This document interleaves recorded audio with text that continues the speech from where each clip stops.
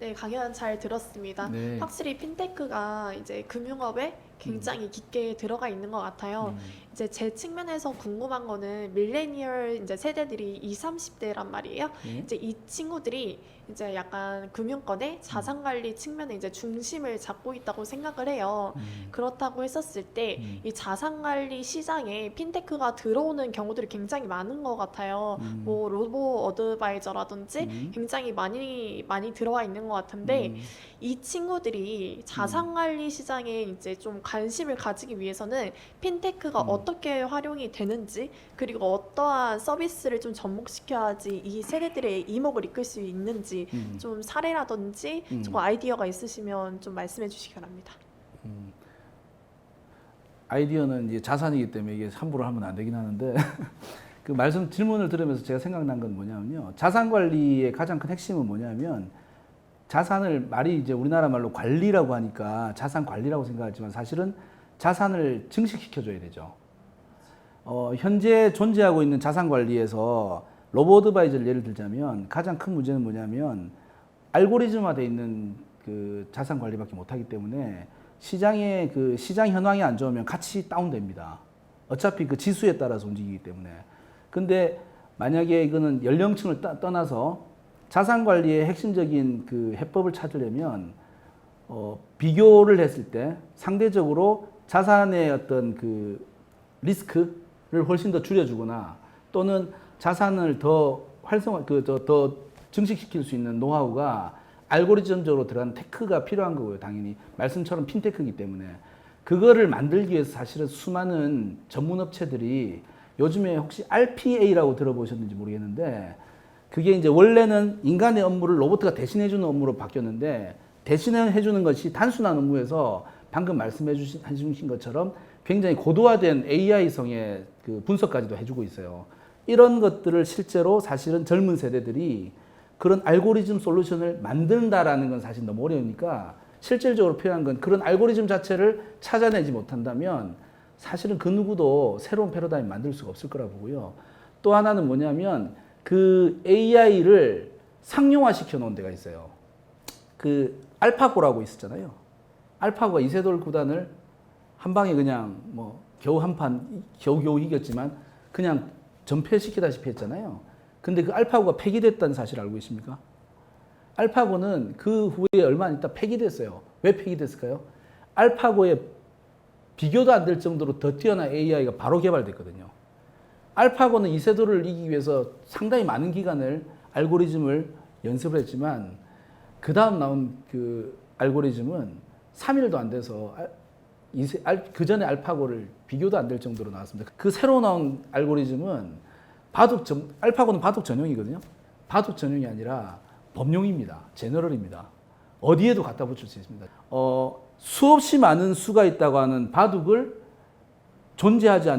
이때까지 존재하지 않았던 것까지도 예상을 해냈던 알파고나 그 다음 AI처럼 실제로 자금 또는 자산 관리 측면에서 자산 관리도 사실은 다양한 경우의 수에 따른 투자의 원칙을 세우는 거잖아요. 그 알고리즘을 활용할 수 있는 능력이 있으면 됩니다. 그래서 요즘에 흔히들 데이터 사이언티스트 뭐 이런 얘기를 하는데 실제로 한국의 그 핀테크의 한계점이 어떤 게 있냐면 그 알고리즘 기술에 대한 부분을 활용하는 기술이 많이 떨어져요. 그리고 또 하나 뭐가 떨어지냐면 그거를 서비스화 시키는 게 좀 떨어집니다. 그 젊은 세대들, 밀레니얼 세대들 하시니까 말씀드리는데 서비스 형태가 우리나라 플랫폼들이 해외 플랫폼에 대해서 활성화가 조금 덜 되는 이유가 있어요. 플랫폼은 재밌어야 가는 거고 재밌고 활용할 수 있는 나의 니즈가 맞아야 되는데 전형적인 한국식의 개발을 하면 되게 많은 것들을 담으려고 하거든요. 예를 하나 들어드리면 여러분들 요즘 제일 핫한 SNS가 뭐죠? 인스타그램이죠. 인스타그램의 전신이 원래 인스타그램이 아니었던 거 압니까? 인스타그램은 50몇 가지의 서비스 형태를 담고 있는 토탈 서비스였어요. 결과는 망했습니다. 그 사업이 망할 때 그 사업을 만든 사람이 그냥 문 닫기는 아까워가지고 찾아봤어요. 뭘 찾아보면 데이터를 찾아보니까 그 데이터 안에 뭐가 있냐면 사람들이 좋아하는 서비스 하나 딱 보인 거예요. 사진 갖고 장난치는 거.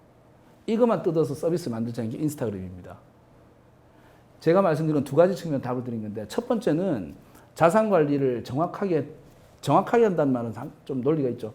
지금의 수준보다 더 월등하게 사용할 수 있는 알고리즘을 찾아내시거나 아니면 활용하는 방법을 찾거나 개발하셔야 되는 게 첫 번째라고 보고요. 두 번째는 그거를 서비스화 시키는 데 있어서 정말 특화되어 있는 기획력이 필요합니다. 이 두 가지가 지금 말씀하신 밀레니얼 세대 또는 젊은 세대들이 만들어야 될 방향인데 실제로 기존의 금융업체 분들은 이런 얘기를 하면 이게 뭔 차이인지 몰라요. 그냥 원래 다 하는 거 아니냐 이런 생각하거든요. 그래서 그런 차이를 이해를 하시고 그걸 액션으로 할 수 있는 어떤 개발 문화가 이루어지면 한국에도 그런 서비스 나오지 않을까 생각합니다.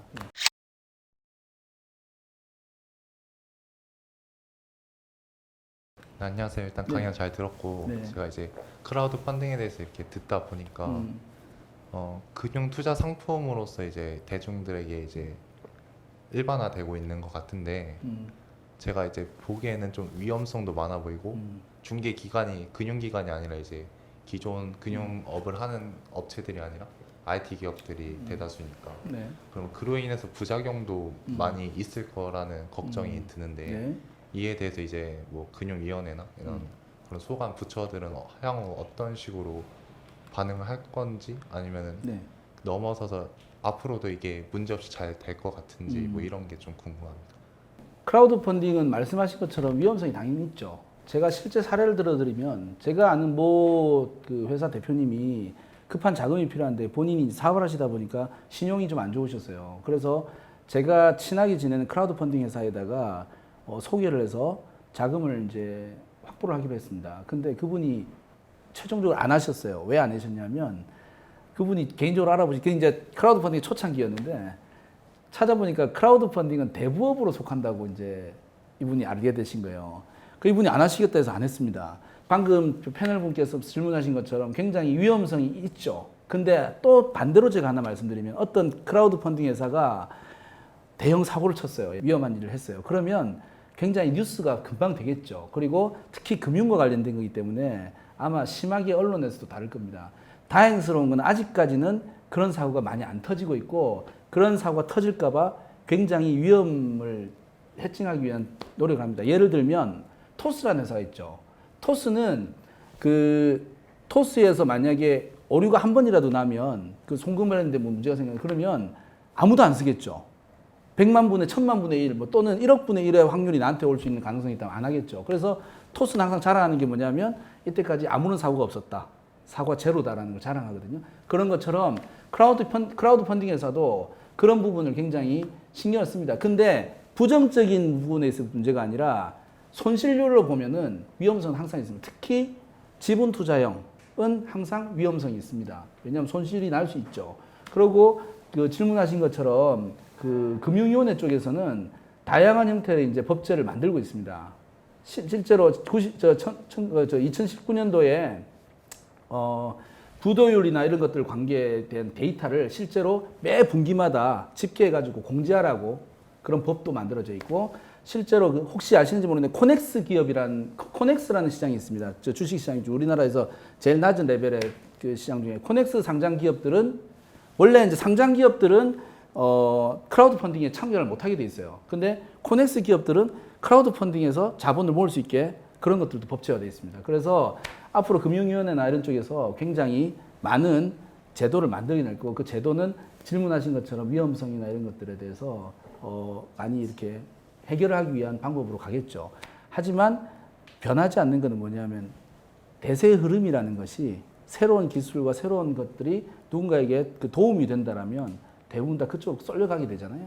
아마 크라우드 펀딩의 다음 차기 모델 정도가 앞으로 시장에서 엄청 히트를 치게 되는 결국엔 뭐냐면 일반인들은 사실은 펀딩이라는 거를 가까이 두고 살진 않잖아요. 근데 펀딩이 점점 생활화되기 시작할 겁니다. 무슨 말이냐면 나도 모르게 펀딩을 하고 나도 모르게 수익을 얻게 되는 최근에 유명한 커피 브랜드에서 그냥 잔돈 남는 것들이 펀딩이 되고 하는 형태의 모델도 나오기 시작했어요. 그건 무슨 말이냐면 그 크라우드 펀딩 자체가 개미를 모은다 하지만 개미에 더 작은 개미가 있을 수도 있잖아요. 우리 10원짜리 최근에 안 보죠? 본 적도 없죠? 10원짜리 100개 모이면 100개 모이면 1000원인가요? 1000원짜리는 작은 게 아니잖아요. 그죠? 그런 식으로 점점 펀딩의 생활화에 이 크라우드 펀딩이 큰 역할을 하게 될 겁니다.